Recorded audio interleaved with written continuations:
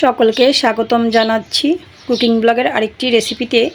কচুর ছড়া অথবা মুখি দিয়ে ইলিশ মাছ রান্নার রেসিপিটি সম্পূর্ণ দেখার অনুরোধ রইল। তো চলুন দেরি না করে রেসিপিটি শুরু করা যাক। চুলায় একটি কড়াই বসিয়ে চুলাটা অন করে দিয়ে দিয়েছি পরিমাণ মতো সরিষা তেল, সামান্য লবণ। তো আপনারা কেউ চাইলে সয়াবিন তেলেও রান্নাটা করে নিতে পারেন। লবণ, হলুদ, সামান্য লঙ্কার গুঁড়া মাখানো মাছটা এক পিঠ ভাজি হওয়ার পর খুন্তির সাহায্যে উল্টিয়ে নিয়েছি।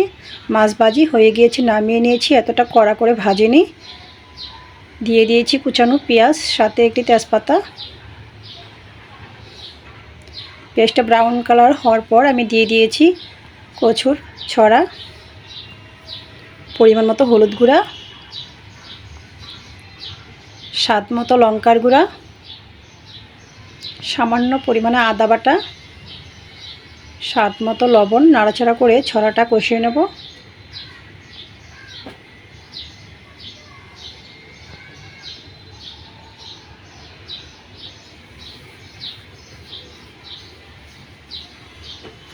অল্প পরিমাণে জল দিয়েছি ছড়া কষানোর জন্য। ঢাকনাটা দিয়ে দিয়েছি। ফিরে আসছি কয়েক মিনিট পরে। এর মাঝখানে আমি একবার নাড়াচাড়া করে নিয়েছিলাম। তো কষানো হয়ে গিয়েছে। এই পর্যায়ে আমি দিয়ে দিয়েছি পরিমাণ মতো গ্রেভি। ঢাকনা দিয়ে দিয়েছি। ফিরে আসছি কয়েক মিনিট পর। ঢাকনাটা নামিয়ে নাড়াচাড়া করে নিয়েছি।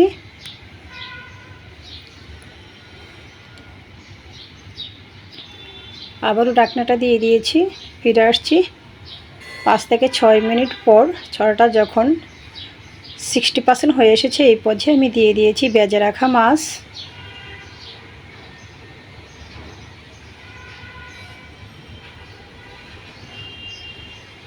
স্বাদ মতো কাঁচা লঙ্কা,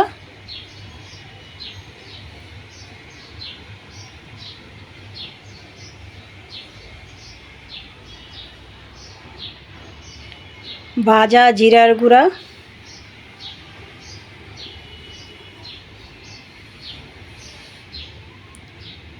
নাড়াচাড়া করে নিয়েছি।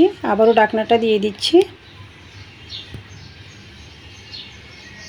ফিরে আসছি 6 থেকে 7 মিনিট পর। ঢাকনাটা নামিয়ে দিয়ে দিয়েছি উপর থেকে কুচি করে রাখা ধনিয়া পাতা।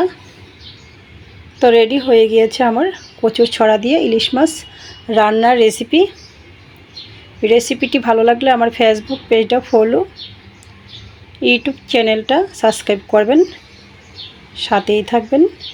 সকলকে ধন্যবাদ।